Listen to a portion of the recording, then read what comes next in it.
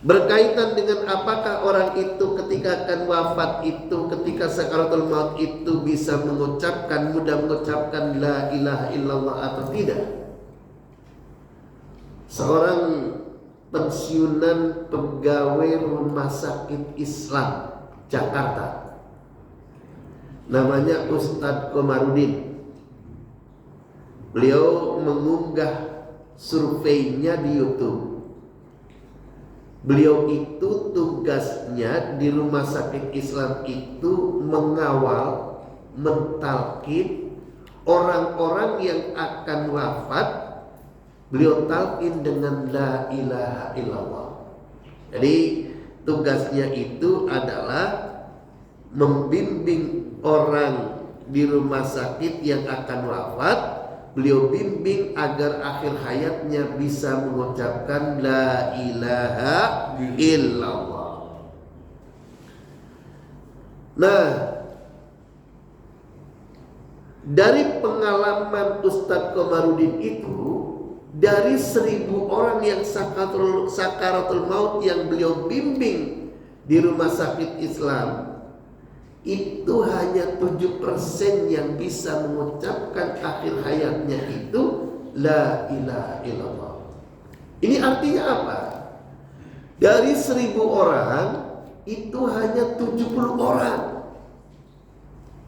Dari 1.000 orang hanya 70 orang yang bisa mengucapkan la ilaha illallah ketika di akhir hayatnya, ketika beliau bimbing.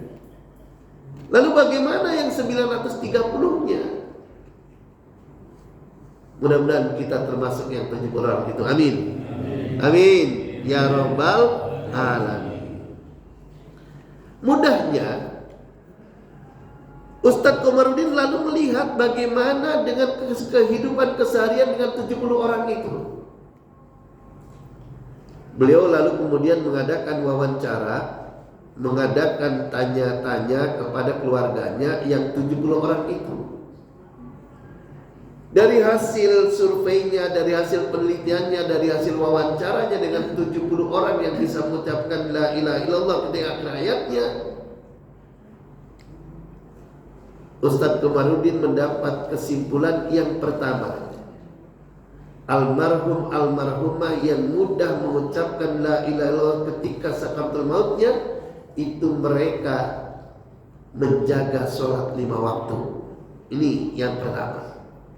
Jadi bukan orang yang ngakunya Islam, KTP-nya Islam, tapi tidak sholat. Bukan. Jadi ternyata la ilaha illallah pada saat kita sakaratul maut itu tidak bisa dihafal. Yang kedua, orang-orang yang 70 orang itu mudah membaca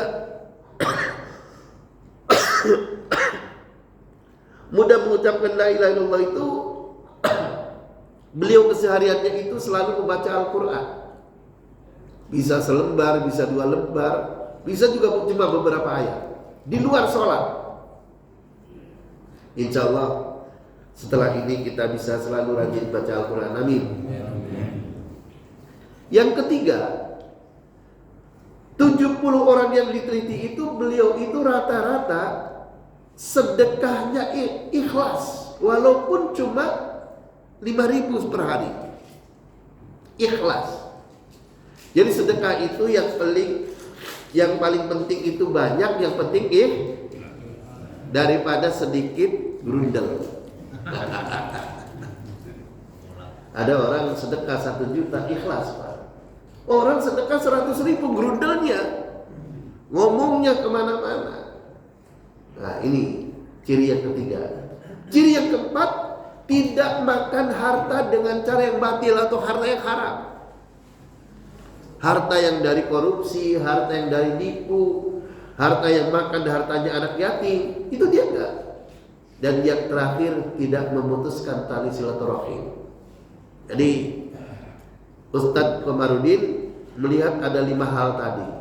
Hadirin kaum muslimin sidang syukur rahimakumullah, ini sebagai pengantar dan kami buka tanya jawab berkaitan dengan akhir hayat la ilaha illallah. Kami persilakan.